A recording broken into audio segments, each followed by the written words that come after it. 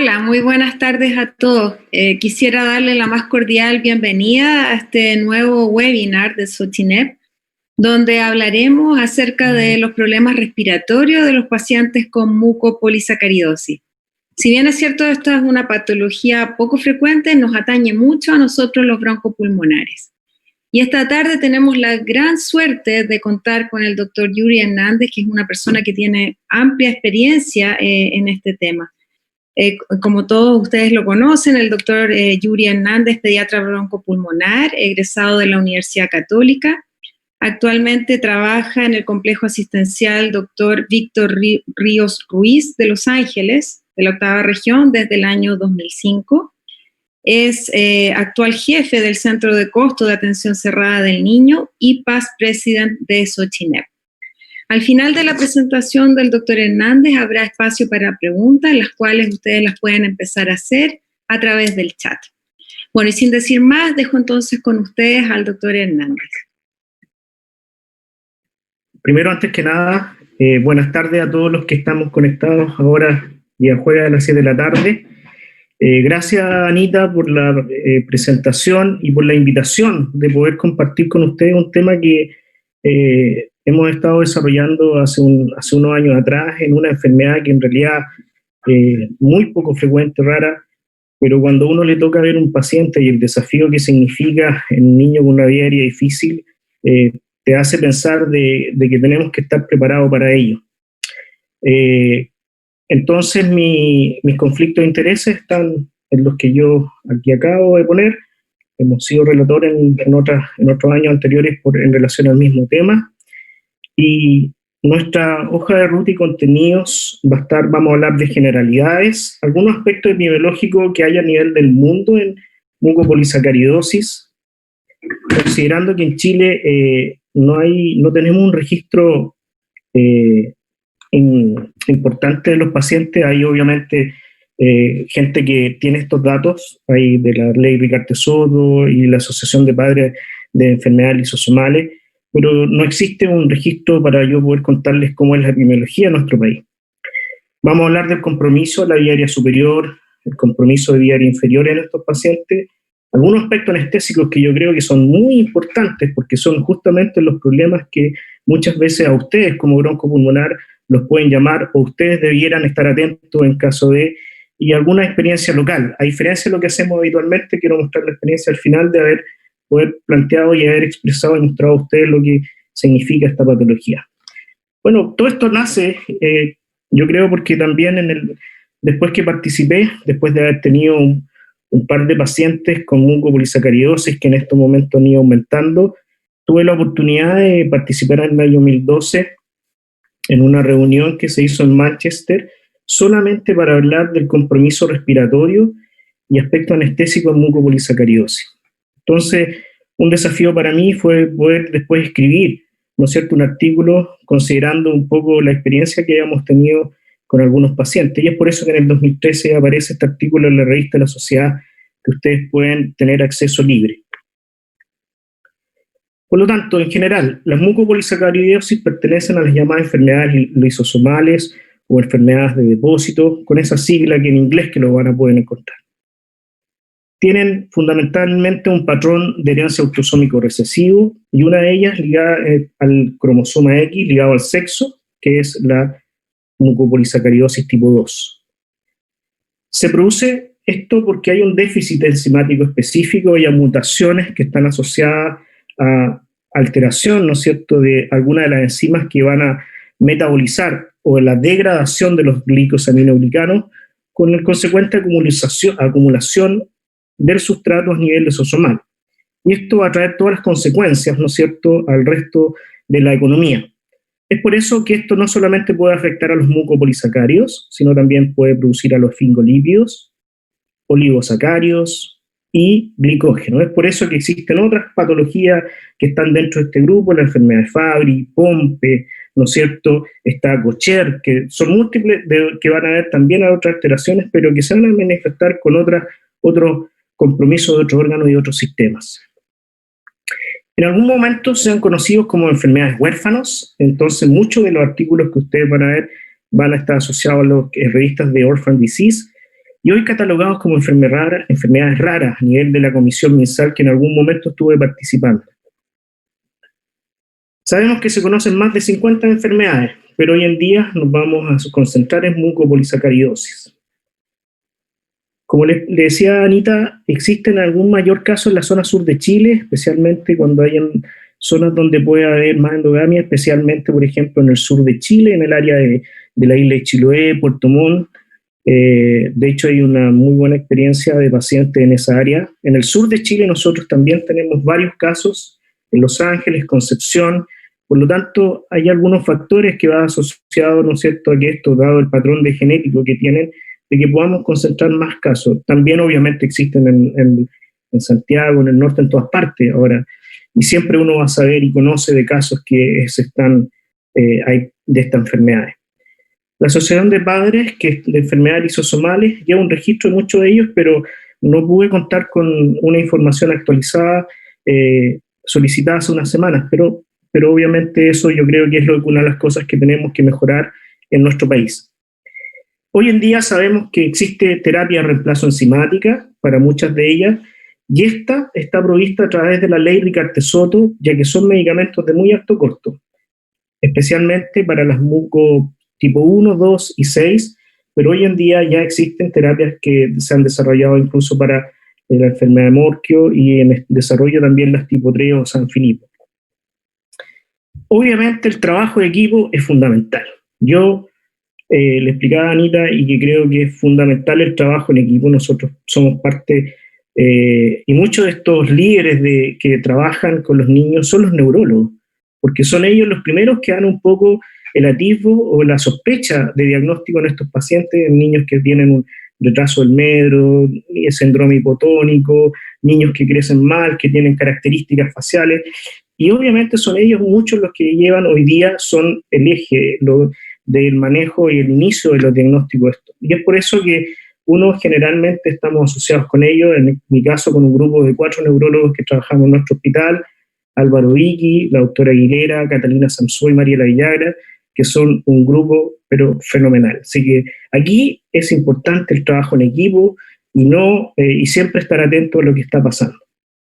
Recordar simplemente lo que son los patrones de herencia autosómico recesivo, y obviamente cuando tenemos 2 padres que son portadores, tenemos la probabilidad que tengamos un paciente afectado, ¿no es cierto?, de un 25%. Para nosotros los broncopulmonares, esto es lo mismo que ocurre en fibrosis quística.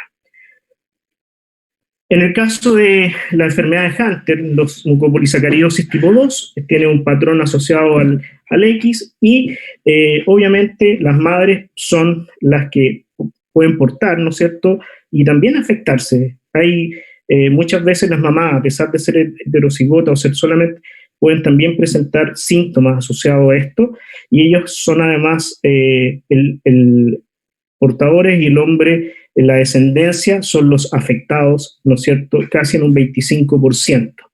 Y al igual lo mismo pasa cuando el hombre tiene, ¿no es cierto?, afectado, y con ello va a llevar un 25% de probabilidad de solamente de tener mujeres portadoras o afectadas y los hombres no afectados. Obviamente, para recordar los lisosomas, esto es biología, ¿no es cierto?, de primer año de medicina. Recuérdense que el material ingresa a los vía endosomas, ¿no es cierto? Acá estamos, los endosomas que se fusionan y forman un lisosoma de tipo primario, desde las enzimas, ¿no es cierto?, estas proteínas que son producidas desde el retículo endoplasmático y el aparato de Golgi, y posteriormente forman un lisosoma secundario, cuando se unen, ¿no es cierto?, a los distintas degradadas, ¿no es cierto?, autofagosomas, fagosomas, nitritos celulares, ¿no es cierto?, de acuerdo a lo que hay que degradar en las células, ¿no es cierto? Y esto es bastante más complicado que esto, ya que está asociado a múltiples receptores, mecanismos, y ahí donde obviamente las alteraciones que se pueden llevar. Esto es simplemente una microscopía electrónica para ver cómo es un lisosoma normal y cómo se ve en un paciente con una mucopolisacaridosis, ¿no es cierto?, este aumento de los lisosomas, ¿no es cierto?, que contienen material parcialmente degradado, al no tener la enzima que es capaz de degradarlo. Esto es la degradación secuencial de los glicosaminoglicanos. Hay que recordar que tenemos el heparán, dermatán, condritin y queratán sulfato. Estos son, ¿no es cierto?,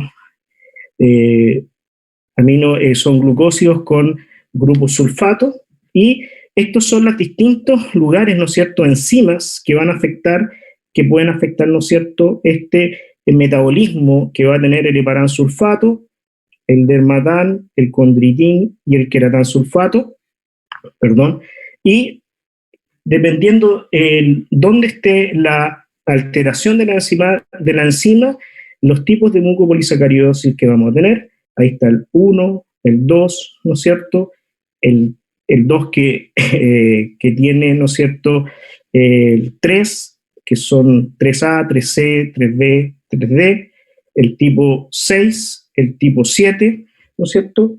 Y están los tipo 4A y 4B.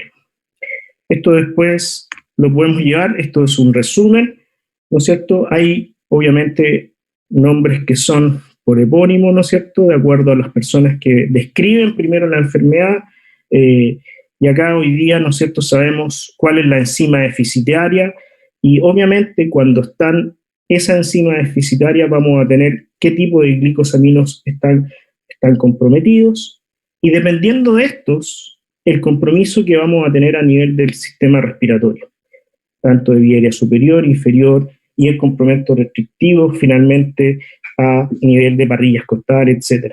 Como ustedes pueden ver,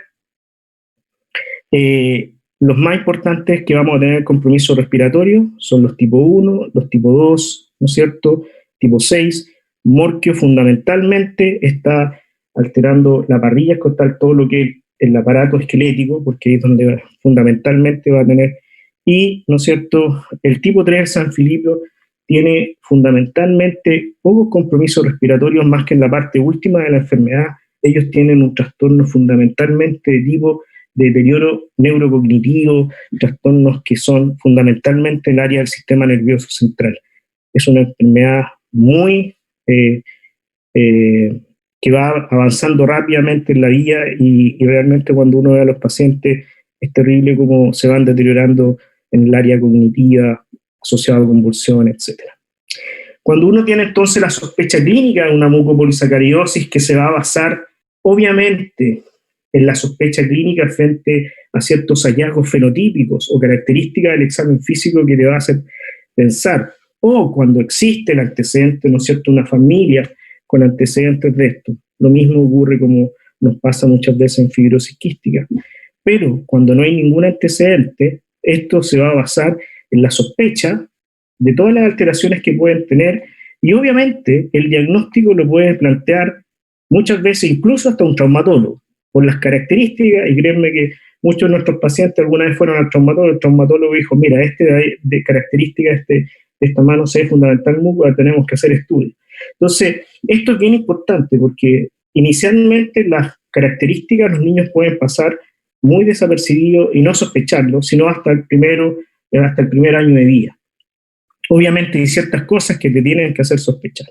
Una vez que lo vamos a revisar en el transcurso de la presentación, una vez que tenemos la sospecha, generalmente hacemos una determinación de glicosaminoglicanos en orina, que ya dependiendo nos pueden dar todo esto, ¿no es cierto?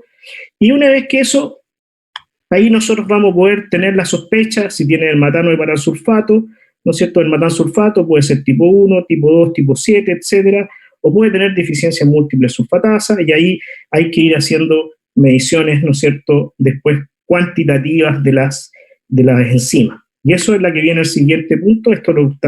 Hay una revisión muy buena en la revista chilena de pediatría del 2016, en que va un algoritmo de manejo y cómo poder estudiar estos pacientes. Una vez que tenemos un estudio en orina, vamos a medir la enzima, según el tipo de... Muchas veces vamos a tener claramente que está asociado a un solo enzima o glicosaminoglicano, y podemos ir a medir esa enzima específicamente, o si no, cuando hay alguna que pueden comprometer a varios, ¿no es cierto?, varios tipos, vamos a pedir, ¿no es cierto?, estudio de cuantificación de enzimas de diferentes tipos de mucopolisacaridosis. Y esto se mide, ¿no es cierto?, haciendo una determinación de actividad enzimática en leucocitos o fibroblastos, y dependiendo de qué tipo de mucopolisacaridosis vamos a hacer, ¿no es cierto?, la enzima que vamos a medir y la actividad que se va a determinar. Y eso nos va a dar finalmente el diagnóstico definitivo de qué tipo de mucopolisacaridosis es, y por lo tanto, eso es muy importante porque hoy en día estos pacientes, cuando uno hace el diagnóstico, confirma y tiene todo, puede postularlo en el caso de los 1, 2, ¿no es cierto?, y 6 en Chile, para terapia de reemplazo enzimática, que es la experiencia nuestra que hemos tenido, que todos nuestros pacientes con este tipo hoy en día están con terapia de reemplazo enzimática. Además, se puede hacer estudio genético para ver la aportación del gen en la familia, en la madre, por ejemplo, en uno de nuestros pacientes. Cuando uno ve estudios, interesante este estudio, esto fue un estudio para ver la epidemiología de mucopolisacaridosis en enfermedades muy raras. Estamos hablando que la incidencia de la presentación puede ser 1 por cada 100.000 o 1 recién nacidos vivos, o incluso 1 por cada 5 millones, dependiendo del tipo de mucopolisacaridosis. ¿Ok? Y este fue un estudio que hicieron los suizos para compararse con los japoneses, para saber cómo era, pero además vieron qué es la característica, cuál era la incidencia, ¿no es cierto?, y qué porcentaje de mucopolisacaridosis tenían no solamente en esos países, sino lo compararon con otros países más. Y esta es la incidencia, ¿no es cierto?, que tienen los países. El único país que está representando a Latinoamérica es Brasil, porque ellos tienen un grupo muy fuerte de trabajo a través de lo que ha desarrollado el doctor Roberto Giuliani, y compara, ¿no es cierto?, con Estados Unidos, Canadá y otros países más, Europa y Australia, etcétera, y cómo es la incidencia, que es bastante variable, de 1 hasta 4, ¿no es cierto?, por cada 100.000 recién nacidos vivos. Ciencia bastante baja, y cuando vemos la proporción, ¿no es cierto?, claramente las mucopolisacaridosis pueden variar dependiendo de algún lugar, y es por eso que todo lo que es el sudeste asiático, ¿ok?, Taiwán, Corea del Sur, ¿no es cierto?, ustedes pueden ver que hay predominancia muchas veces de algunas mucopolisacaridosis, como las tipo 2, ¿ok?, en esta zona, y diferencia de otros lados. Brasil, fíjense que tiene tipo 1, tipo 2 y la tipo 6, por ejemplo, ellos una buena cantidad de pacientes, muy similar a lo que, por ejemplo, Arabia Saudita también tiene una buena cantidad. Por lo tanto, hay una extrema variabilidad y son, ¿no es cierto?, diferencias determinadas por, obviamente, factores genéticos y étnicos asociados a esto. En Chile no tengo un registro, como les decía, en este registro solamente aparece Brasil como representación de Sudamérica, pero Colombia también tiene un estudio, un buen registro de estos pacientes, y seguramente otros países, pero no tengo literatura para poder mostrarla. Por lo tanto, el compromiso es multisistémico. Aquí podemos tener trastornos desde el área craneofacial, oftalmológico, cardiovascular, y obviamente en el área respiratoria todo lo que es vía aérea superior y vía aérea inferior. Algunas características para que vean la opacidad corneal, que se da principalmente en los tipo 1, tipo 6, ¿no es cierto?, muy poco en los el tipo 1 y tipo 6 fundamentalmente. Fíjense la presencia de hernias umbilicales gigantes, muy importante. Esta, ¿no es cierto?, de la última, la interfalágica distal, que como el gatillo que está teniendo el dedito. Las características a nivel del encéfalo que van a tener, que pueden tener alteraciones a nivel del agujero magno, ¿no es cierto?, los pacientes. Y obviamente las características faciales, macroglosia, ¿no es cierto?, las características de la narina. Muchos de estos caracteres van formando como características del cráneo que son muy diferentes en los niños, pero que hacen pensar que pueden ser una mucopolisacaridosis. Los lactantes, una de las cosas que podemos tener, esta alteración a nivel de las vértebras, entre las vértebras primeras, en las últimas dorsales y lumbares, esta, como no es cierto, giba que se produce a este nivel en que hay una alteración en el cuerpo vertebral de acá, y esto, más la presencia de una hernia umbilical, debiera en un lactante pensar en una mucopolisacaridosis. De nuestros pacientes, los tipo 1, todos tenían esta característica, en los tipo 6 también pueden tenerla, pero los pacientes con tipo 1 casi todos tenían estas características de la columna y una hernia umbilical. Así que, entonces, importante cuando uno ve una característica o un lactante, ya pensar que esto puede estar asociado a una mucopolisacaridosis. Obviamente el tratamiento, el control de estos pacientes es múltiple. Aquí todos tienen que participar, y yo en nuestro lugar, por ejemplo, yo pondría aquí, no tenemos genetistas en Los Ángeles, pero como dicen los neurólogos, ellos son neurólogos, genetistas, y generalmente son lo que llevan. Yo los pondría, si estuviera en Los Ángeles, yo lo pondría aquí a los neurólogos, y todo el resto de nosotros, ¿no es cierto?, como estando, ayudando, apoyando en todos los problemas de estos pacientes. Obviamente, cada uno de estos es un desafío. Esta es una revisión ya del 2000, tiene más de 9 años, que habla del compromiso respiratorio desde la esfera, ¿no es cierto?, otorrinolaringológica. Estos niños tienen una rinitis crónica inicialmente. Una de las cosas que mejora mucho una vez que empiezan la terapia de reemplazo enzimática, esta característica.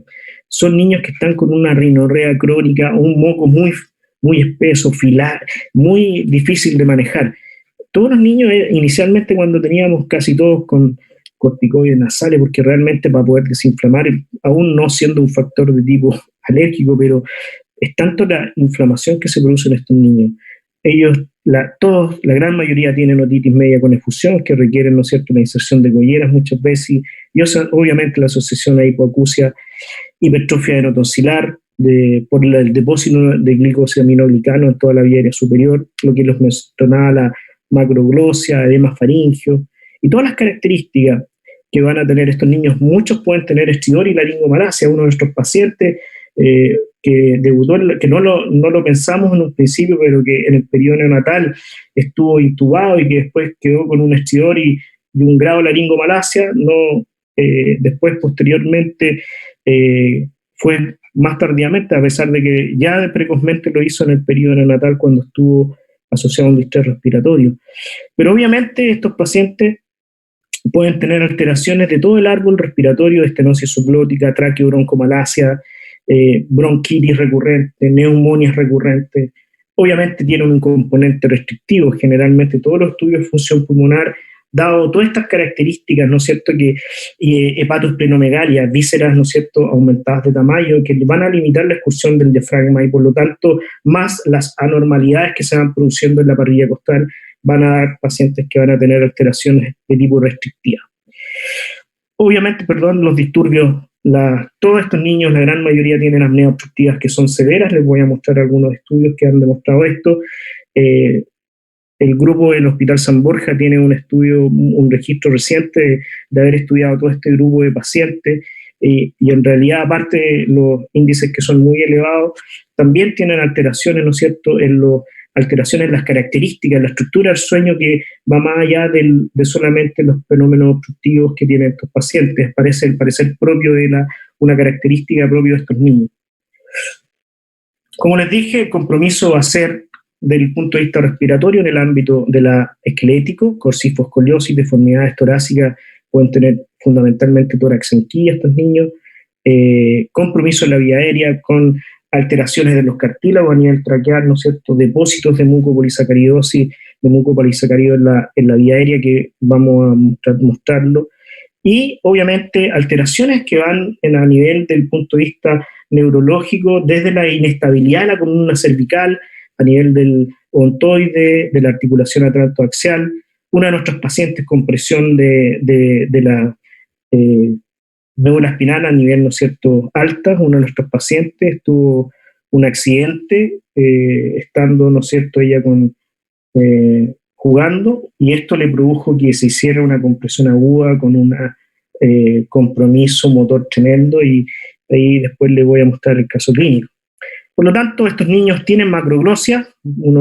Cuando uno ve estos niños piensa también en los Becky-Wiedemann, pero estos son niños que realmente pueden tener una macroglosia tan importante que en realidad tienen una vía aérea difícil para poder evaluar.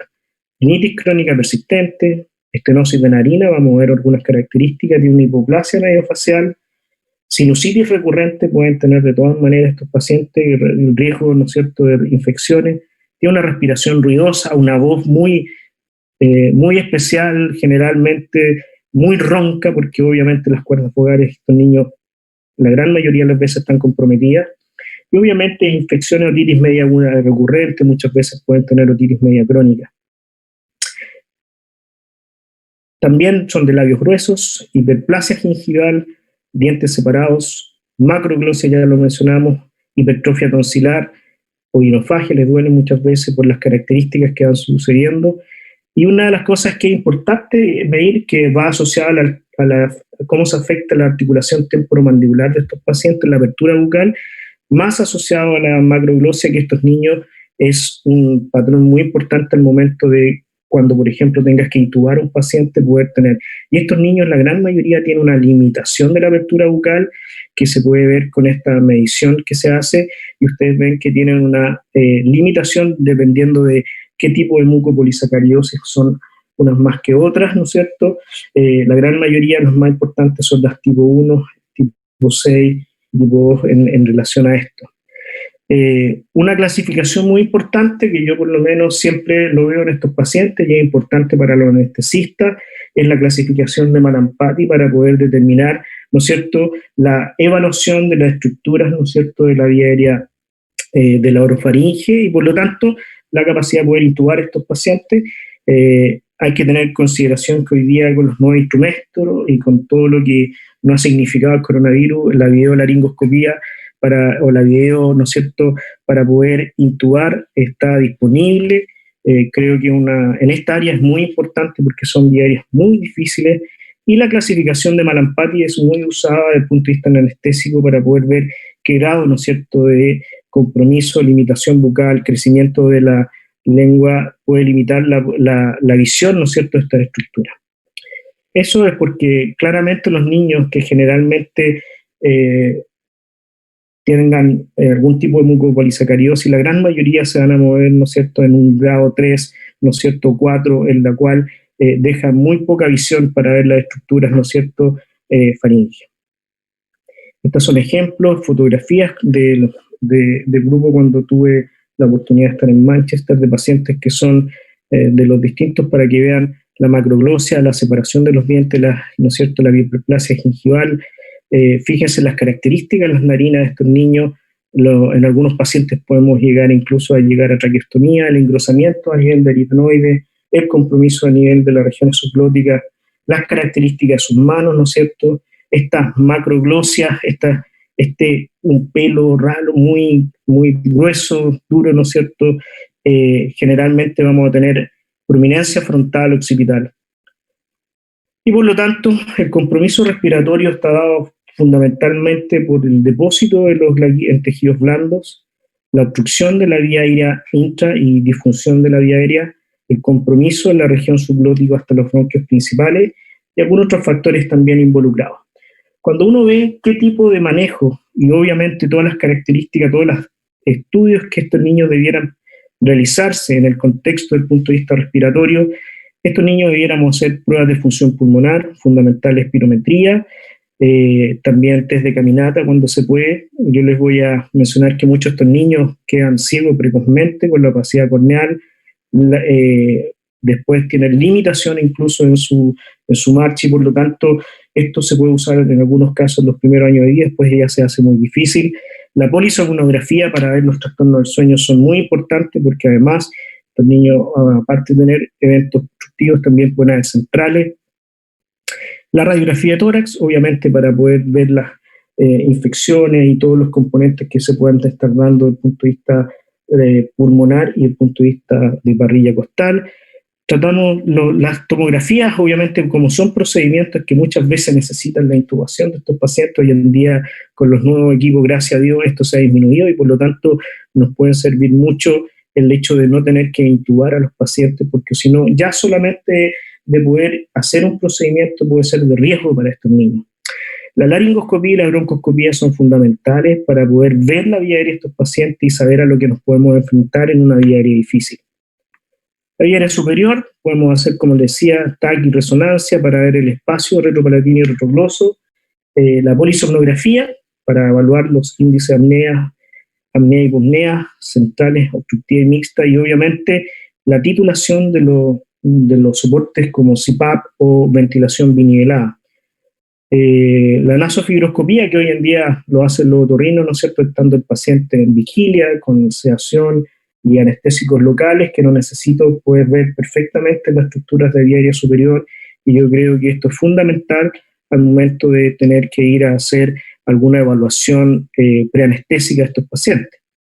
Es por eso que uno puede ver el compromiso respiratorio, una laringe normal, ¿no es cierto?, epíglote, aritenoides, cuerdas vocales, y este grado de compromiso que podemos tener aquí, que en realidad, ¿no es cierto?, se ve la epiglotis, no alcanzamos a ver las otras estructuras de los aritenoides, después lo vamos a ver en una fibra de unos pacientes nuestros para que puedan darse cuenta de lo difícil que puede ser, y esto en un tipo 1, fíjense el engrosamiento, ¿no es cierto?, de los aritenoides, el edema que se produce, y, ¿no es cierto?, el espacio, ¿no es cierto?, que deja, ¿no es cierto?, la glotis para poder ver la vía aérea con cuerdas vocales que pueden ser muy, muy difíciles de poder evaluar y ver, aún muchas veces teniendo un laringoscopio, ¿no es cierto?, un videolaringo que hoy en día debiera ser de regla en estos niños. Obviamente, los trastornos respiratorios, dependiendo de todo el compromiso que va a haber en estos pacientes, todo lo que yo les he mencionado, ¿ok?, van a llevar a que los fenómenos de obstrucción de la vía aérea alta generen apnea obstructiva severa y que obviamente podemos llegar a hacer hipopneas, apneas, ¿no es cierto?, severas. Y esto por estándar hoy en día es la polisomnografía y obviamente los factores que van a estar explicando en mucopolisacaridosis son múltiples. Desde el depósito aquí en este caso no solamente de tejido adiposo, sino de glicosima en los tejidos blandos, ¿no es cierto?, de estructura faríngea. El disminución del volumen pulmonar en estos casos de los pacientes por dado todo el compromiso restrictivo que tienen.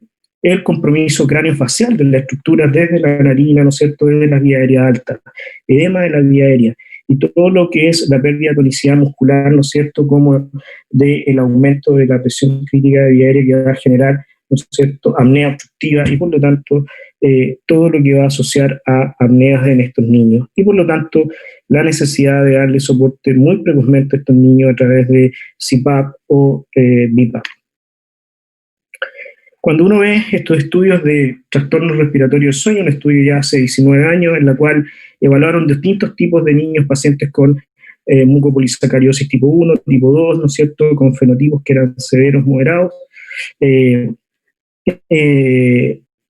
Importante, no lo había mencionado, el tipo 1 hay una escalada, ¿no es cierto?, de fenotipos más leves, lo que es lo que se llama Harler-Chaya y Harler-Chaya, que son la clasificación que van de los más severos, Harler, al más leve tipo 3, que son niños que pueden muchas veces pasar desapercibidos, pero aquí tenemos los tipos 1 de fenotipos más severos que van a tener, ¿no es cierto?, estudios de sueño con moderada, severa, índice de apnea obstructiva, los tipos 2 también, los tipos 6, ¿no es cierto?, que también pueden tener, los tipos 3, que son los Sanfilippo.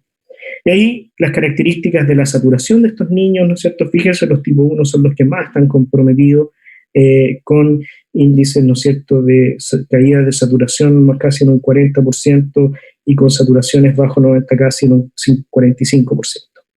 Esto mismo en un estudio que hicieron el grupo del doctor Giuliani en Brasil, que estudiaron a los pacientes con tipo 6 que no habían sido tratados, estaban sin tratamiento aún desde el punto de terapia de reemplazo enzimática, y vieron las características de estos pacientes. La gran mayoría son roncadores, ¿no es cierto?, rinorrea, historia de obstrucción de la vía aérea superior importante.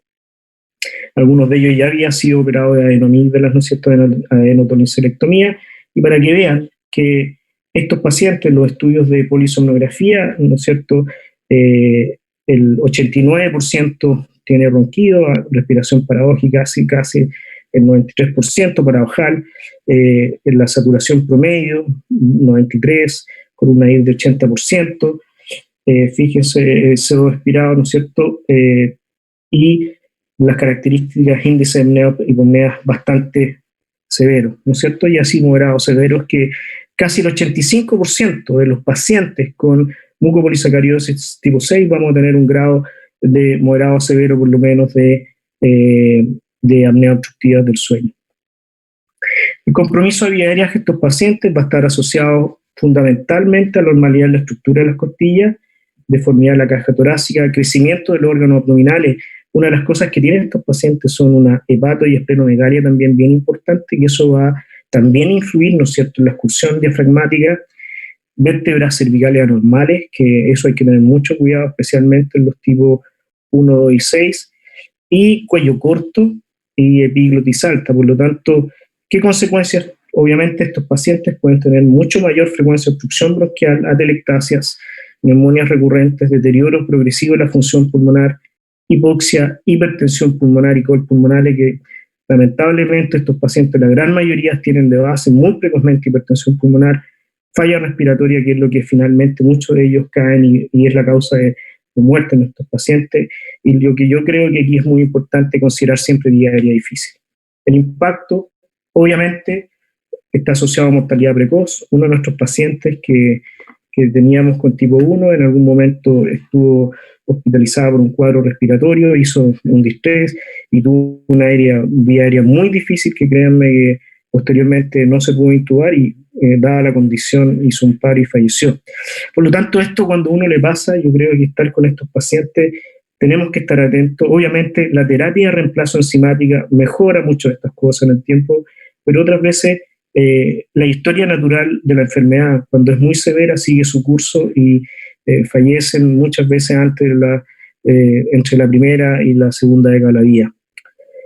Obviamente la evaluación de vía aérea preoperatoria es fundamental y muchos trabajos han fallado en cuál es la evaluación más importante del sistema respiratorio. Esto hay que entender que por qué afecta al sistema respiratorio. Acuérdense que dependiendo de las características, los cartílagos, ¿no es cierto?, y la estructura, la membrana posterior, ¿no es cierto?, fibromuscular que hay a nivel de la tráquea está compuesto por colágeno tipo 1 y tipo 2 y por lo tanto, esta tienen queratán y dermatansulfato y por lo tanto el compromiso que vamos a tener en estos pacientes.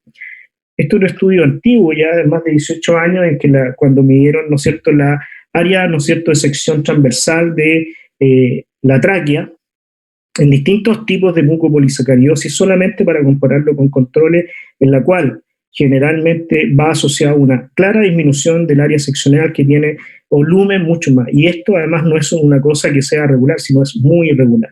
Entonces, esto es una vía aérea normal de un paciente y fíjense cómo puede ser la vía aérea de un paciente con mucopolisacaridosis, realmente muy irregular, con zonas de estenosis, estrecheces y obviamente con deformación en la vía aérea. Esto también lo podemos ver en los morquios, la mucopolisacaridosis tipo 4, en la cual la vía aérea puede ser estar tan distorsionada que puede llegar incluso a obstruir la vía aérea, ¿no es cierto?, con compresión desde la región alta de la vía aérea a las regiones traqueales altas, ¿no es cierto?, subglóticas, y obviamente grados de obstrucción muy severas que obviamente pueden llevar a comprometer la vida del paciente.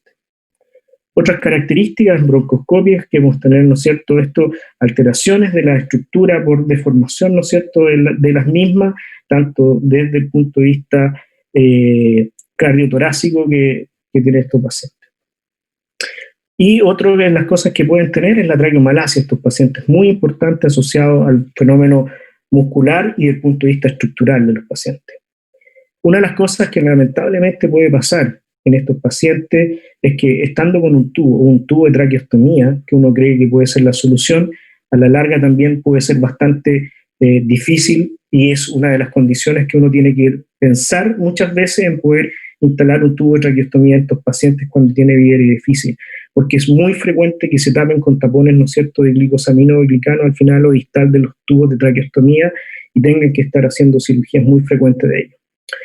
Por lo tanto, la traqueomalacia, todas las características que puede llevar a la deformidad y al colapso de la vía aérea que puede estar dado no solamente por el depósito, sino las características que se van dando en la tráquea, hace que también que el colapso de la vía aérea y por lo tanto el riesgo de hipoxemia ante ciertos eventos sea muy alto en estos pacientes. Esto es para corroborar, ¿no es cierto?, el estudio anatomopatológico y radiológico y clínico, ¿no es cierto?, de cómo un niño que está intubado en una característica, fíjese el grosor de la pared de estos pacientes, cómo se va alterando y todas las características de la pared que tienen muy irregular. No hay que olvidar que también tienen compromiso cardíaco. Y esto es una de las cosas que finalmente muchos de estos niños van a tener problemas, compromisos valvulares, arterias coronarias, arritmias, pobre perfusión desde el territorio aórtico y por lo tanto pueden tener claramente enfermedad coronaria, reemplazos valvulares, ¿no es cierto?, hipertensión pulmonar, falla cardíaca derecha, Una de nuestras pacientes últimas que tuvimos, que falleció con una tipo 1 a los 11 años, ella justamente tenía una hipertensión con falla cardíaca derecha que finalmente falleció sin poder hacer más cosas para su mejoría. A pesar de haber tenido terapia de reemplazo enzimática, haber ido a Brasil, haber puesto terapia intratecal, se hizo todo, los padres por ella, pero finalmente la evolución natural de la enfermedad fue siempre mucho mayor.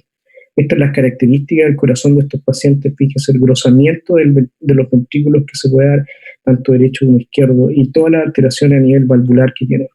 Y por lo tanto, las características de las alteraciones valvulares que tienen estos pacientes, generalmente insuficiencia mitral, aórtica, ¿no es cierto?, el compromiso aórtico, hipertrofia del ventrículo izquierdo, hipertensión pulmonar, es una característica muy frecuente en estos pacientes, especialmente en las mucopolisacáridos tipo 1, tipo 2 y tipo 6. Finalmente, consideración anestésica, dado por las normalidades craneofaciales, vía aérea difícil, compromiso de vía aérea, se asocia a mortalidad en el periodo perioperatorio, y las opciones siempre deberíamos tener máscara laringea, intubación con fibro y videolaringoscopía vía de regla. Y todas las anestesias pueden tener en mucopolisacaridosis, pueden necesitar, ¿no es cierto?, complicaciones que pueden estar dadas por la incapacidad para ventilar o intubar al paciente. Y eso es bien importante porque tenemos que tener un equipo de vía aérea difícil en las unidades de anestesia, y eso se logra teniendo comunicación con los anestesistas. Nosotros logramos tener todos los equipos, tenemos videolaringo en la unidad de anestesia, tenemos nasofibroscopio 2.2 con canal de aspiración para vía aéreas pequeñas y difíciles que necesitemos usarlo.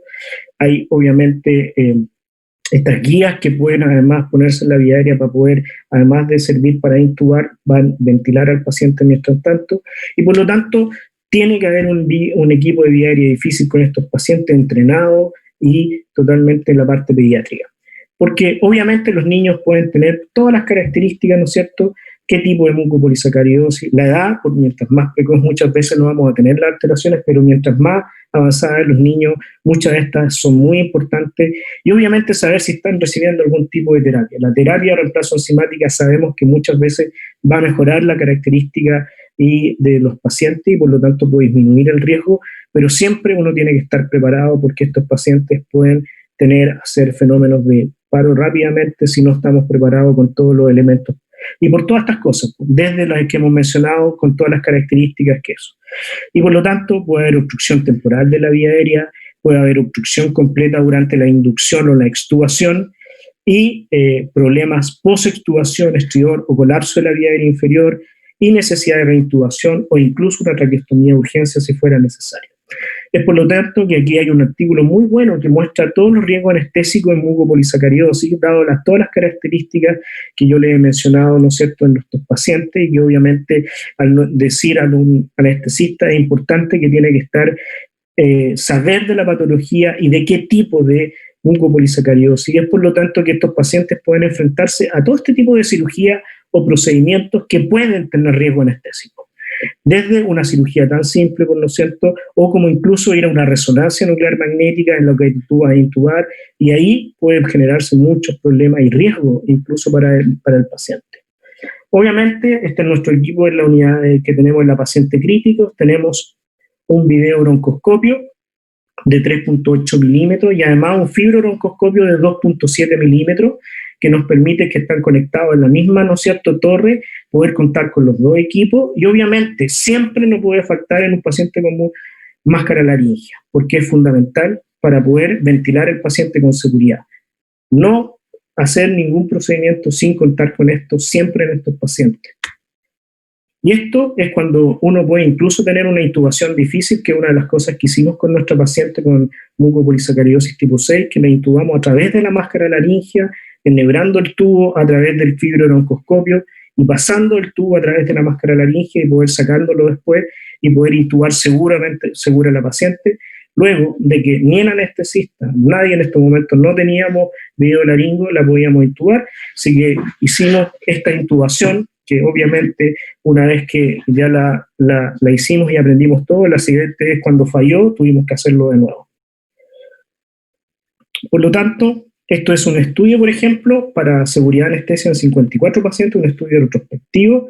Fíjense los niños con los tipos de mucopolisacaridosis que habían, 2, 3, 4, 6, el número y las características de anormalidades, de capacidad intelectual, compromiso valvular, todas las características que hemos hablado. Y estos fueron, fíjense, casi 14, 15 años de estudio, 54 pacientes solamente, pero más de 232 procedimientos. Radiodiagnóstico, estoy hablando de escáner o resonancia, ortopédico, cirugía otorrinolaringológica, neurocirugía. Generalmente los pacientes, muchos de estos pasan por más de 4 procedimientos, pueden llegar hasta 6, por todos los fenómenos y alteraciones que hemos hablado.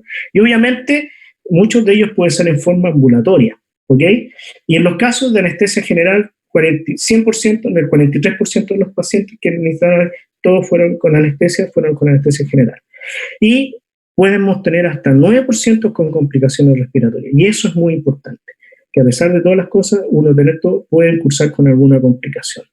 Ya actualmente existen recomendaciones para el manejo de mucopolisacaridosis, están todas las guías actualizadas del 2019, hablan tanto de la terapia desde el punto de vista anestésico, desde el punto de vista cardiovascular. Para los que quieran hacer una investigación más, aquí está el artículo. Si ustedes en algún momento después necesitan todo lo que necesitan, se los puedo mandar al correo una vez que yo se los vaya a decir al final. Lo mismo para mucopolisacaridosis 4A, que un poco son recientes actualizaciones que hay al respecto. Nuestra experiencia. Y con esto termino. Tenemos en estos momentos una niña, caso tipo 6, ¿no es cierto?, muco 6, que tiene actualmente casi 18 años y por lo tanto es un desafío el poder llevarla en una etapa de transición a la adultez, una patología que los adultos no conocen y no saben, y es lo mismo que nos está pasando seguramente con fibrosis quística, pero poco a poco obviamente tenemos que hacer. 4 casos tipo 1, tenemos 2 fallecidos en este grupo de pacientes, un caso tipo 2, que fue un paciente que diagnosticamos, el último paciente que diagnosticamos, y hemos tenido 4 niños tipo 3, de los cuales 3 fallecidos hasta el momento. Actualmente tenemos todos los pacientes que no son tanto tipo 1, tipo 2 y tipo 6, están recibiendo terapia de reemplazo enzimática en una sala que nosotros tenemos implementada en nuestra unidad de servicio de pediatría para terapia ambulatoria, que llegan ahí los pacientes. Esto es para contarles cuando se abre, ¿no es cierto?, esta sala especial para atender a pacientes con enfermedades lisosomales. No solamente hay mucopolisacaridosis, tenemos un niño con enfermedad de Gaucher, que ya lleva mucho tiempo, una niña, y ahora se va a incorporar otro niño también con enfermedad de Gaucher próximo a iniciar, obviamente limitado. Con COVID, estos niños no han podido ingresar a esta sala y hemos hecho toda una gestión para que los pacientes, a través de hospitalización domiciliaria, ya sea del hospital, en niños que ya estábamos haciendo terapia de reemplazo en su casa, en domicilio, lo hagan, y otros niños, a través de los laboratorios, hemos logrado que estén con su terapia en domicilio y sigan. Todos estos pacientes están en control en programa de ventilación no invasiva, ¿no es cierto? Acá están los pacientes, ¿no es cierto? 6 años, 9 meses, Cristian, Ana Sol. Yo tengo permiso de todo para mostrar nombres y apellidos y fotos de los pacientes, por si, obviamente, desde el punto de vista, para que no pueda, tengo la autorización de los padres. Y estos son los pacientes, estos son uno de los fallecidos que tenemos y más la anterior que yo ya la había mencionado. Esta es una chiquitita, ya tiene 17 años, que esta fue la que presenté hace unos años atrás, una muco 6, se controlaba en el diagnóstico en el ISTO, el doctor Cabello. El estudio confirmó una mucopolisacaridosis como un déficit de la enzima asociada. Ya hace un momento, cuando me tocó ver, tenía una patología pulmonar recurrente, con un daño pulmonar, infecciones recurrentes, apnea obstructiva. En esos momentos tenía estudio de saturación nocturna, sin nada, por promedio 85%, casi el 40%, bajo 90%, un estudio muy alterado. En ese momento no teníamos estudios de polisomnografía o poligrafía. Hipertensión pulmonar moderada con terapia con sildenafil y oxígeno dependencia desde septiembre de esa oportunidad. Aquí el estudio de saturometría, que lo hicimos ya con aporte de oxígeno, pero esto demostró ser que a pesar de esto tenía clúster de saturación evidente en la paciente, y obviamente lo que teníamos que tener con gases con signos de insuficiencia respiratoria crónica, lo que pudimos llevarla a EBARTE. Esta es la característica, miren el fenotipo de estos niños, estos frontales prominentes, ojos, ¿no es cierto?, en esa medida ya tenía opacidad corneal, la vamos a ir viendo. Y estas son las características de una hipertensión pulmonar moderada, estos pacientes con una hipertrofia del ventrículo derecho ya en ese periodo. Esto es cuando lo estamos instalando, yo estaba sentado por acá, junto con una saturometría nocturna en esos momentos, un equipo, ¿no es cierto?, este era un Harmony que estábamos usando en ese momento. Hoy día, con todo lo que COVID hemos visto cómo resucitado estos equipos, ya estos equipos casi no se están usando, y con su interfase, ¿no es cierto?, nasobucal, que en esos momentos y ahí estábamos. Entonces esta niña nos pidieron hacer una evaluación de vía aérea porque iba a ser sometida, tenía que ser sometida a algunas cirugías, y además teníamos una atelectasia muy persistente que nos podía estar explicando esto, y yo me dijimos ya, con todo, pongamos una interfase nasobucal con presión positiva a través del ventilador, y vamos haciendo la fibrobroncoscopía, pasamos una dosis propofol y cae en paro respiratorio. Yo ni siquiera alcancé a poner el fibrobroncoscopio a través del adaptador, y la paciente a los pocos segundos, obviamente, terminamos el procedimiento, se hizo masaje, se hizo reanimación cardiopulmonar avanzada y la paciente salió rápidamente. Pero, por lo tanto, aprendimos que estos pacientes tú tienes que siempre hacerlo con máscara laringia. Y esta es la característica, estamos haciendo con máscara laringia para que vean cómo está la laringe de esta paciente. Ustedes pueden ver la epiglotis, no es que esté borroso solamente la imagen, fíjense cómo están los aritenoides comprometidos de esta niña, fíjense, ¿no es cierto?, las cuerdas vocales casi no las vemos. Muy comprometida la infiltración. Esta niña todavía en esta oportunidad teníamos muy poco tiempo no teníamos todavía, inicio de terapia de reemplazo enzimática, por lo tanto, claramente había un compromiso severo en la vía aérea superior de esta paciente, una voz ronca, y fíjense, recién ahí estamos viendo la apertura de las cuerdas vocales, con una infiltración, ¿no es cierto?, importante, distorsión de toda la anatomía laringea de la paciente en relación y por eso, obviamente, cuando hicimos el uso del propofol, relajó toda la musculatura, hubo un colapso, un cierre completo de la vía aérea, y ahí entendemos por qué puede suceder que haya una, ¿no es cierto?, respuesta tan rápida a los niños ante esto. Eso es para que vean cómo es la característica en un niño que está sin terapia. Obviamente esto, cuando uno empieza la terapia precozmente, fíjense, ¿no es cierto?, las características de la vía aérea ya están, la deformación que hemos visto, estas características que va tomando la vía aérea, hay que ir viajando, ¿no es cierto?, a través de la tráquea, y esta característica, ¿no es cierto?, de la mucosa que tienen estos pacientes.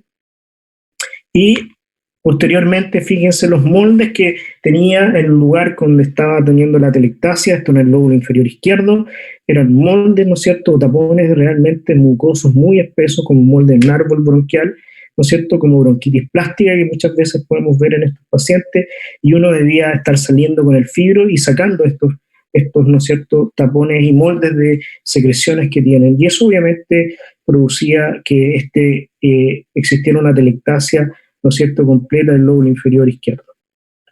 La paciente, obviamente, las características fenotípicas para que usted, macroglosia, características de las narinas, opacidad corneal, estos niños realmente terminan con una ceguera importante.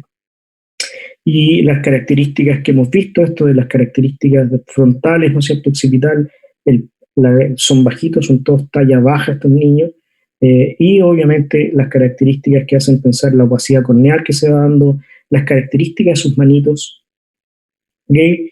Y esta paciente está en terapia de reemplazo enzimática, unas niñas con más edad de tipo 6 en Chile, y se tuvo que ir a una cirugía por compresión de agujero magno ante un episodio agudo con siringomiela, tetraparesia, compromiso neurovegetativo, y tuvo una falla en la extubación, y por lo tanto, después de haberla intubado con la técnica que mencioné a través de máscara laringea, esta es la parte que estamos sacándola, estamos con esta es la residente de la UCI, y el kinesiólogo, que nuestro jefe hoy día de kinesiología, Claudio Torres, y estamos viendo, ¿no es cierto?, la paciente ya después de la segunda extubación, la primera falló, y que intubamos a través, ¿no es cierto?, de fibrobroncoscopía, y la paciente ustedes pueden ver, ¿no es cierto?, en la UCI, después que se había hecho una cirugía importante, en la cual se había logrado expandir el agujero magno de esto por la obstrucción que había tenido.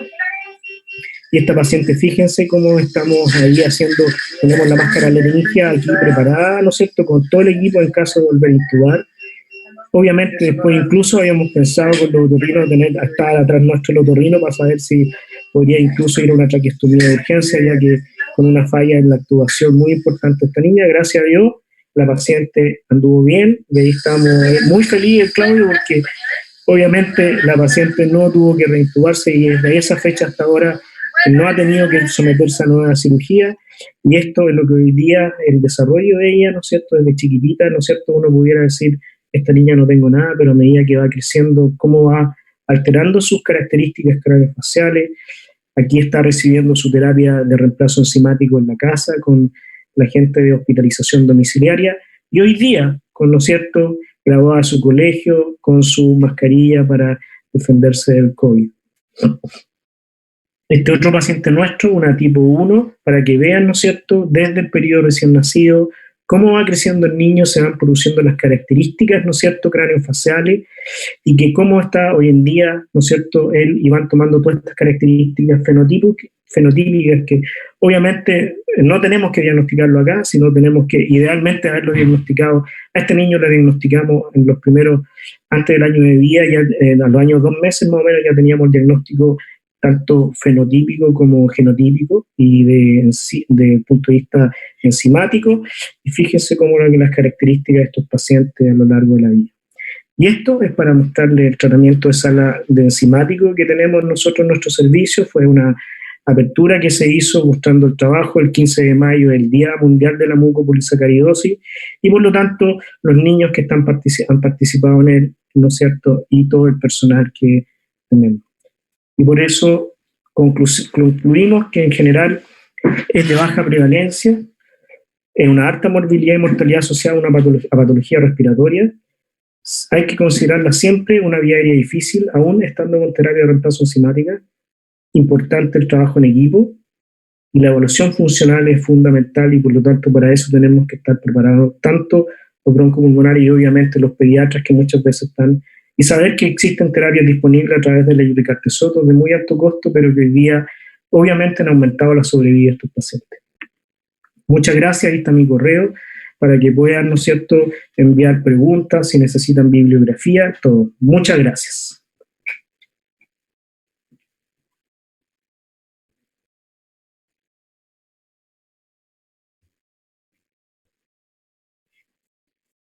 Anita, ¿estamos? Ahora. Ahí sí. ¿Sí?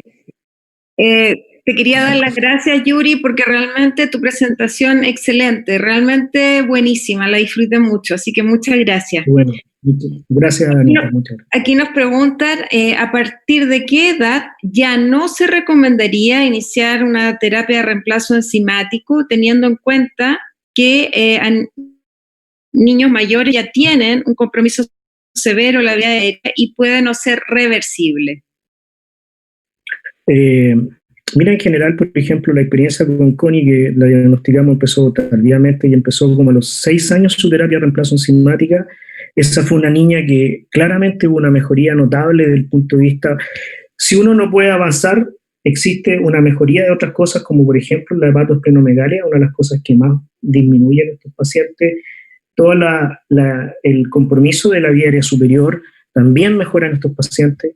Y yo te diría que eso hay que verlo caso a caso, ¿no? Yo creo que eso es una condición que uno tiene que evaluarlo y poder estar con todo el equipo y poder ver y presentar muchas veces a los pacientes, porque como te digo, uno podría decir que Connie a los 6 años no le hagamos nada, pero ella fue realmente, y ustedes ven, tiene 17 años hoy día, 18 años, y ha tenido una calidad de vida, imagínate, con su mamá, con su hermana, con toda su gente, ha ido al colegio, le gustan ahí, siempre le gustan las rancheras, así que tenemos que, ahí ustedes la vieron en un concierto, ¿no es cierto?, de los Vázquez que está ahí, entonces ella ha disfrutado, entonces yo creo que también hay que escuchar a los padres, escuchar un poco la opinión de los especialistas.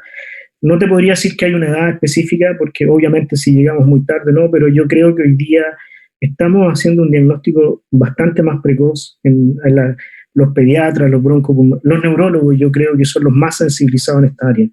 Y en ese sentido, creo que la experiencia, por lo menos, en todos los lugares que he podido conversar.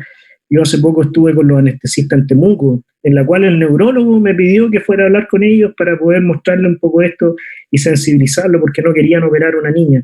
Entonces, esto es bien importante, el trabajo en equipo, y poder, ¿no es cierto?, decirles que esto se puede hacer las cosas. Yo lo que les decía en otros niños, incluso como la Connie, que si hubiera tenido otro lado lo hubieran traqueostomizado, pero créeme que no es la solución, porque como les mostraba, estos niños, hay algunos que la experiencia en algunos lugares que casi el 50% de los niños tienen que ser reoperados por la traqueostomía por formación de tapones y lesiones después que son, y no es fácil, no es lo que habitualmente nos toca ver con el resto de los niños que indicamos una traquea. Ya. Aquí hay otra pregunta. ¿A qué edad aproximadamente se estaría realizando el diagnóstico en Chile? Y si existe un checklist o un score para realizar screening, o a quiénes usted recomendaría sí o sí realizar estudio para un diagnóstico y tratamiento oportuno. No, primero no hay screening neonatal, por lo menos no tenemos para esta patología, dado que es muy poco frecuente. Obviamente cuando quiere aplicar screening, ¿no es cierto?, en los pacientes tiene que ser una patología con una mayor prevalencia y unas ciertas características. En los otros lugares sí hay, nosotros en Chile no. Obviamente, yo te puedo decir que cuando uno va teniendo experiencia, y los neurólogos, nuestra experiencia, antes del año ya hemos estado sospechando los diagnósticos de los últimos niños que hemos tenido. Quizás con Connie llegamos tarde, o porque ya en esos momentos el neurólogo había llegado hace poco, yo había llegado recién hace un año, y fue realmente, y los próximos niños que tuvimos, créeme que estuvieron diagnosticados antes de los 2 años. Todos los niños que hemos tenido han sido diagnosticados en forma, incluso de esos niños, los tipo 1, no lo mencioné, existe la terapia, posibilidad de stem cell de célula hematopoyética a través de un trasplante de médula ósea que se hace en otros países. En Chile tratamos de proponer a uno de nuestros pacientes, al paciente que yo le mencioné en una de las presentaciones, y lamentablemente ese niño, dado el compromiso respiratorio, el equipo de Luis Calvo Maquena determinó que era de muy alto riesgo, mucha mortalidad asociada, así que finalmente no se hizo. En otros países sí se hace con muy buenos resultados, por ejemplo Argentina. Ellos tienen un buen grupo de terapia, ¿no es cierto?, de trasplante de médula ósea de célula stem, y han tenido buena experiencia. Pero te digo, generalmente yo creo que teniendo la posibilidad, antes de los 2 años debiéramos tener el diagnóstico, y obviamente la terapia de reemplazo enzimático hoy día, una vez teniendo todos los diagnósticos, se empieza una vez que la postula, 1, 2 meses, 3 meses, no más que eso. ¿La expectativa de vida varía de acuerdo al tipo de mucopolisacaridosis? Sí, de todas maneras. En general, por lo menos la forma, yo lamentablemente hemos tenido que ver, ¿no es cierto?, y irnos a algunos pacientes. Los tipos 3 para mí han sido los más difíciles, porque desde el punto de vista neurocognitivo, cómo se van deteriorando estos pacientes, todo en silla de ruedas, con compromiso, trastornos de deglución, epilepsia asociada, y finalmente fallecen porque hacen neumonía aspirativa, compromiso respiratorio, y obviamente el compromiso cardiovascular muchas veces de ellos. De nuestros pacientes, yo les dije que el tipo 1 tiene un fenotipo más leve y más severo. Uno de nuestros pacientes tuvo un fenotipo muy severo desde chiquitita, y esa niña falleció, como les decía, por un cor pulmonar, una falla cardíaca, un ventrículo derecho enorme que generalmente le produjo finalmente un hipoE y todo. Y realmente son cosas de la historia natural de la enfermedad. A pesar de estar con terapia de reemplazo enzimática, hoy en día los avances en esta terapia, el otro que no mencioné porque por tiempo, estas terapias no traspasan el sistema nervioso central. Solamente no van a producir un cambio a nivel neurocognitivo.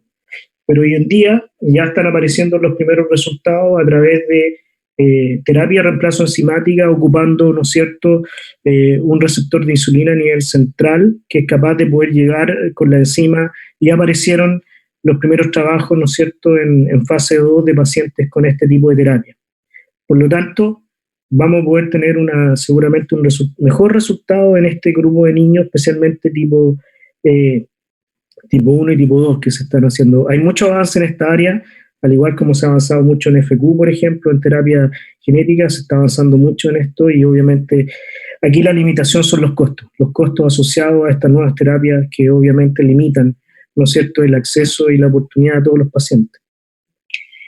Pregunta si todos los pacientes o la mayoría de ellos requiere traqueostomía. En mí, te puedo decir, la experiencia nuestra, ninguno. Ninguno hemos tenido que traqueostomizar, ninguno. En la literatura y va a encontrar que hay algunos niños que requieren traqueostomía, pero hemos hecho siempre el esfuerzo con el equipo del otorrino, el anestesista, poder llevar y manejar a estos pacientes y evitar la tráqueo por lo que yo les mencioné. Hay algunos grupos que obviamente hacen muchas veces, cuando van a ir a cirugías muy complejas, la hacen traqueostomía casi antes de poder hacerlo. Por ejemplo, el grupo argentino, en el grupo de Buenos Aires, donde está mismo el doctor Tepper, ellos tienen un grupo muy importante de manejo de mucopolisacaridosis Bucher, y ellos mostraron también la otra vez cómo hicieron una traqueostomía profiláctica en un paciente que tenía que ir a numerosas cirugías, etc. En nuestro caso, la hemos tratado de evitar, porque la experiencia nos dice que en ese grupo de pacientes, no, como te digo, no puede estar no exenta de morbilidad. Pero gracias a Dios nosotros no hemos tenido que traqueostomizar ningún paciente hasta la fecha. Ya. Preguntan, cuando tú haces o pides espirometría en estos niños, ¿qué parámetros de referencia utilizas? Bueno, estos pacientes, buena pregunta, seguramente la hizo alguna persona que hace función pulmonar. En estos momentos creo que estamos usando GLI en todo. Obviamente estos niños tienen talla baja, y en realidad los últimos parámetros que yo he visto que han usado también en algunos países están usando GLI también, que es lo mismo que estamos usando nosotros. Obviamente no hay valores normales para este grupo de niños, tienen características morfológicas totalmente diferentes. La gran mayoría tienen patrones restrictivos muy severos, es decir, estoy hablando de capacidades vitales del 40-30%, pero en los últimos trabajos que alcancé a ver han estado valores de referencia GLI, y lo otro que se hace obviamente es la comparación con el mismo a medida que intervienes. Más que tenerlo un comparativo, es como la intervención que tú haces, ya sea a través de trasplante médula ósea, otra vez de terapia de reemplazo enzimático, cómo el paciente en el tiempo va mejorando su función pulmonar. Y eso es lo que también se ha visto. Generalmente lo que más se ve es capacidad vital forzada, BEF1, se hace ventilación voluntaria máxima, test de caminata en 6 minutos, que ha demostrado que mejoran estos pacientes. Ahora lo que yo te menciono, que obviamente dependiendo de la edad, muchos de estos niños tienen limitaciones desde el punto de vista, ¿no es cierto?, el no poder ver, el no poder ponerse la boquilla, hacer la maniobra, entender, especialmente aquellos niños que tienen un compromiso neurocognitivo importante. Nosotros inicialmente tuvimos la oportunidad de los pacientes evaluaron en la clínica Las Condes algunos, ahí estuvo el doctor Ramiro González, me acuerdo, que evaluaron a esos pacientes, le hicieron incluso titulándolo con polisomnografía, le hicieron espirometría, y claramente con patrones restrictivos muy severos. Frente a la sospecha de un caso, ¿dónde se hace el examen? ¿Cómo se pide? Bien, mira, no le alcancé a mostrar un caso que tuvimos porque por tiempo, en realidad. Generalmente, primero hacemos la determinación de glicosaminoglicano, ¿no es cierto?, en orina. Si hay sospecha de eso, se ve qué tipo de se hace como cromatografía, ¿no es cierto?, qué tipo de glicosaminoglicanos puede ser. ¿Ya? Y dependiendo de eso, la cuantificación tú puedes determinar ya, ok, ahí voy a ver qué tipo y cuantificación de enzima. Y en esto, créeme que los laboratorios no nos han ayudado mucho. Ellos mismos se procesan muchas muestras en Argentina algunos, pero hoy en día el que está haciendo cabeza para el diagnóstico y el estudio es el INTA. El INTA está midiendo toda la evaluación de estos pacientes, porque hoy día, por ser ley Ricarte-Soto, el gol estándar para ellos es medir en el INTA la determinación de los niveles enzimáticos dependiendo de cada uno de ellos. ¿Ok? Y eso es bien importante porque en un primer momento lo hacíamos muchas veces cuando en los laboratorios incluso nos ayudaban, se mandaban a Argentina, se tenían, Pero hoy en día, por ser ley Ricardo-Soto, la muestra tiene que ser tomada en el INTA y ser corroborada ya. Y eso lo hemos hecho con nuestros últimos pacientes. Como te decía Álvaro Vicky, el que generalmente ha estado a la cabeza de esto y manda y los estudios en general, bueno, obviamente nos demoramos un poquito de repente en tener los resultados, estar cateteando, llamando, y una vez que sube a la plataforma, también hay un poquito de demora, pero finalmente, si uno ve los tiempos comparado con otros países, también pasa exactamente lo mismo. Una pregunta relacionada dice si hay, con respecto a los estudios complementarios, si hay una secuencia para pedirlos, un protocolo. Yo lo mostré, ¿te acuerdas en una de las diapositivas? Te puse lo primero, lo que primero la orina. ¿No es cierto? En orina y posteriormente la determinación con cromatografía, ¿no es cierto? Y posteriormente los estudios. Seguramente, no sé si la persona que pregunta seguramente no llegó a esa parte de la charla, pero está la referencia del estudio, esto que puse en la revista chilena de pediatría, que está muy bueno en ese sentido, que es lo mismo. Hay que recordar que ustedes pueden poner, incluso en Chile, por la ley, hay el grupo colaborativo de expertos en enfermedades raras, liderados por el doctor Francisco Cabello, tiene todas las, ¿cómo se llaman?, las sugerencias y complementos para el manejo de estos niños. Y están las guías asociadas al manejo de esto. ¿Ok? Especialmente MUCO 1, MUCO 2 y MUCO 6, que son las que están asociadas hoy en día en Ley Ricardo-Soto y son, al igual como existen guías y protocolos, están también disponibles. Ustedes ponen en Google, incluso le va a aparecer esto. Si las necesitan, yo se las puedo mandar. Y ahí están todas también las muestras que se deben tomar, pero hoy en día, como les digo, se están mandando todas al INTA para corroborar. Han llegado muchas preguntas, pero en honor al tiempo, esta va a ser la última. Preguntan cuál es el estándar de cuidado paliativo que se le puede ofrecer a estos pacientes. Mira, muy buena pregunta. En realidad llega un momento en que uno tiene que, obviamente, determinarlo con el equipo y generalmente nos hemos reunido y tomar la decisión de trabajar con los cuidados paliativos. Cada hospital hoy día tenemos cuidados paliativos, especialmente como en el ámbito, ¿no es cierto?, de cáncer, y está siempre ahí, pero estas unidades hoy día se han ampliado, especialmente a los niños con necesidades especiales. Y este es un grupo que nosotros por lo menos lo tenemos incorporado en ANEAS ambulatorio y tenemos obviamente un trabajo colaborativo con los grupos de cuidados paliativos también. Y hemos tenido que los niños, trabajo con morfina, ¿no es cierto?, analgésico hasta el último momento, apoyándolo, apoyo psicológico a la familia, y tratar de que el niño sufra y tenga lo menos dolor posible. Y obviamente muchos de los niños, algunos han fallecido en su domicilio con sus papás, otros niños han fallecido en nuestro centro, pero siempre trabajando y pudiendo decir, ya no podemos, la medicina no tenemos nada más que hacer y obviamente darle un morir lo más digno posible. Pero siempre ha sido bastante conversado con el equipo, desde el tratante, desde los familiares, porque muchas veces los papás no quieren que se vaya su hijo y hay un momento en que nos dicen, sí, ya es hora de partir. Bueno, muchas gracias, Yuri, por tu excelente presentación y también muchas gracias a todos los numerosos asistentes. Nos vemos. Muchas gracias, Anita. Chao, chao. Chao.